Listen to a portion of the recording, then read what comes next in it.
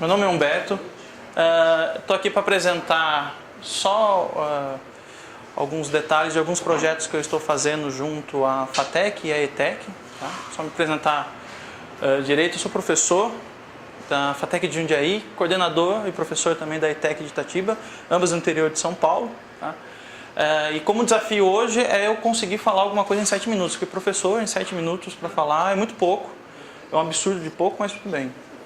Hoje e também a minha palestra é um pouco mais pessoal do que técnica, né? Até peço desculpas se alguém ficar aí desamparado na parte técnica. Eu trouxe mais uma visão pessoal do meio acadêmico, como esse movimento maker, como o Open Hardware está entrando no meio acadêmico, principalmente na nossa região aqui, e está mudando alguns conceitos dentro, principalmente na minha faculdade, na minha escola técnica, mas eu estou vendo que está refletindo bastante isso entre outras unidades aí. Tá? Só algumas coisas, isso é uma visão muito pessoal minha do que é o Open Hardware. A gente vê, quando a gente fala de um projeto no meio acadêmico, o Open Hardware ele vem como meio de transformação. Eu trabalho essencialmente, eu tenho uma formação na área de computação, tá? E também dou aula para o pessoal da computação.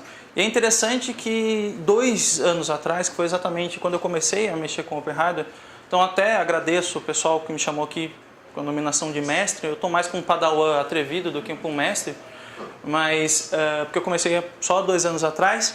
Mas é interessante a maneira impactante que é trazer essa visão Open Hardware para um meio acadêmico. Eu trabalho essencialmente com Arduino, então tudo que eu falar aqui é o que nós trabalhamos com o Arduino essencialmente. Tá? A ideia de expandir a forma de expandir a ideia foi muito interessante. Eu tinha alunos que os trabalhos deles eram software, a visão deles era limitada. Nosso currículo acadêmico é limitado a software quando a gente fala de computação. Mas trazendo o Arduino como uma plataforma sendo fácil de usar, possível de usar, abriu e expandiu muito a cabeça dessa molecada. Tanto que a gente começou a criar projetos com alunos do técnico, que tem um contato de 1 ano, 2 anos aí com a tecnologia e desenvolve coisas fantásticas. A ideia de comunidade também é essencial. A ideia de você trabalhar em conjunto ou em comunidade também é bastante interessante. Eles aceitaram muito bem Arduino por conta disso, porque tem bastante coisa para se pesquisar.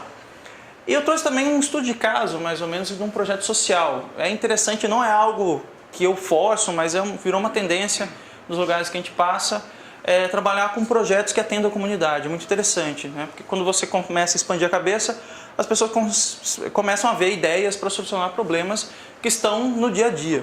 Tá? Então é interessante, bastante dos nossos projetos não tem um foco de mercado, mas sim um projeto de atendimento de uma comunidade. E a questão de inovação por si só, né? Todo esse conjunto, a parte de transformação, expansão de ideias aí, trouxe um quê de inovação bastante interessante, principalmente para as pessoas que tinham convívio apenas com software, né? Então o contato com hardware foi muito interessante. Uma das coisas que eu levo para os meus alunos é que essas plataformas, o Arduino principalmente, trabalham com uma coisa de simplicidade. E um projeto Open Hardware pode ser simples. Eu não sei se vocês já ouviram falar desse projeto que é Squeeze Circuits, que o que é? Uma professora foi ensinar a filha dela a básico de eletrônica e eletricidade. Então ela criou massinhas de modelar que conduzem a eletricidade. Então ela monta circuitos para acender LEDs, acionar motores com uma massinha que ela desenvolveu. É um projeto Open Hardware puro. Por quê? Ensina até como fazer a massinha. Você pode chegar lá, tanto de cola, farinha, água, e você monta essas massinhas. E é interessante, tem bastante projeto lá mostrando crianças que montam maquetes, bonequinhos e tal, e aprendem automaticamente em eletrônica, em eletricidade, e viram, né, uma prática pedagógica bastante interessante. A ideia é essa, não é esse ponto, né? Não trabalho com esse ponto, eu infelizmente não trabalho com crianças. Os meus são maiorzinhos.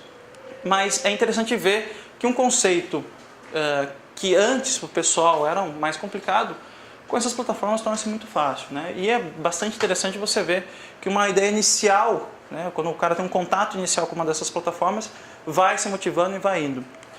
Que é essa parte da motivação.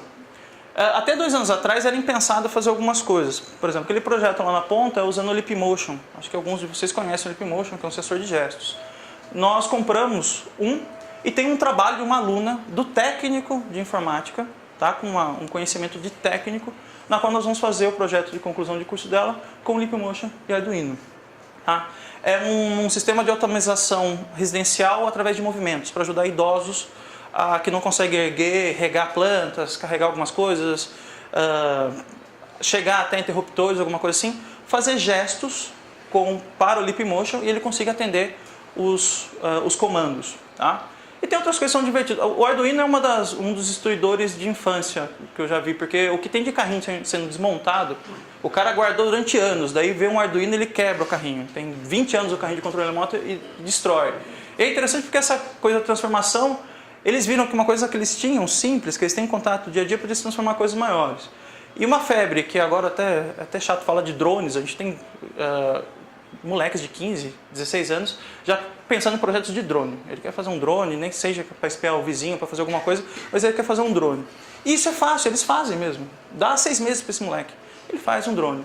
E para os mais grandinhos a gente começa a pensar em coisas inúteis, ao mesmo tempo bem interessantes, que nem o Inebriator, que é um sistema automatizado de fazer drink. Fantástico, tem que ver se esse projeto já está disponível aí, que é bastante interessante. Como chama? Inebriator, The Inebriator, tá? É Open Hardware? Graças a Deus. Então a gente vai tentar baixar e vamos ver, tentar fazer pelo menos um pequeno aí. Porque a pessoa não se ela tem um limite, o limite dela... Deixa eu chamar. Vou trazer aqui, daí eu faço uma outra palestra para trazer aqui. Não lembra nada, por isso que demorou 5 anos para sair. Mas a ideia principal é esse ambiente motivador, porque você pode pegar uma coisa complexa. Hoje a comunidade te fornece recurso suficiente para que você faça qualquer tipo de coisa aí, que a princípio você fala, não é possível fazer. Sim, é possível fazer. Uma das coisas que a gente pensou que não era possível fazer era esse projeto aqui de Smart Braille, que é uma das coisas que mais me dá orgulho. Aqui, se vocês perceberem, aqui parece uma sucata, tá? É uma sucata, na verdade. Só era uma impressora matricial que, a partir de uma ideia de um TCC, de uma equipe de técnicos de automação, eles pegam, vamos transformar uma impressora matricial em uma impressora Braille. Impressora Braille aqui no Brasil tem de 10 mil reais, 30 mil reais, e a que eles falam para comprar é de 30 mil reais. É algo totalmente inacessível se a gente pensar em escolas e usuários individuais. Então, num projeto simples, a gente conseguiu fazer uma transformação de uma coisa que era basicamente um lixo eletrônico para algo que fosse factível como um produto. Inclusive, a gente mostrou em feiras e até hoje nos perseguem para que a gente transforme isso em um produto mesmo. Tem duas vertentes aí. Esse projeto, que nós vamos criar um projeto de transformar impressoras matriciais usadas em impressoras Braille para que seja fornecida à comunidade. Tá? Então nós estamos fazendo junto à FATEC, criar esse projeto e deixar aberto. Qualquer um que tem uma impressora matricial vai conseguir montar ela em Braille. Tanto a parte de software quanto a parte de hardware também. E uma outra linha que nós estamos criando um produto acessível, um kit, como aquelas impressoras 3D, que vem em kit para que você tenha também um produto um pouco mais destacado aí. Mas é interessante porque o projeto social vai funcionar muito bem, tem muita gente interessada e está indo para frente. Tá? Outra coisa também que a gente trabalha é a introdução de um grupo de Arduino. Aqui tem gente que tem muito mais know-how para falar disso, mas nós fizemos um projeto embrionário, que é fazer o Fatecino, que é um grupo de Arduino dentro da FATEC, deu bons resultados.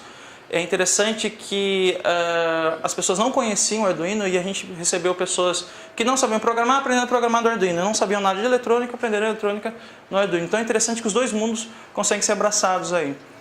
Tem algumas outras unidades interessadas, esse projeto está totalmente aberto, ele não é um curso, ele sim uma sequência de workshops que pode ser usado livremente, nós deixamos todos os workshops abertos.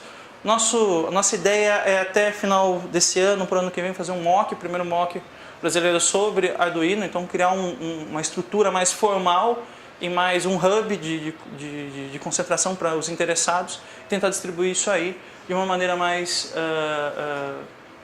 legal, né? Uma coisa mais formal e mais apresentável aí.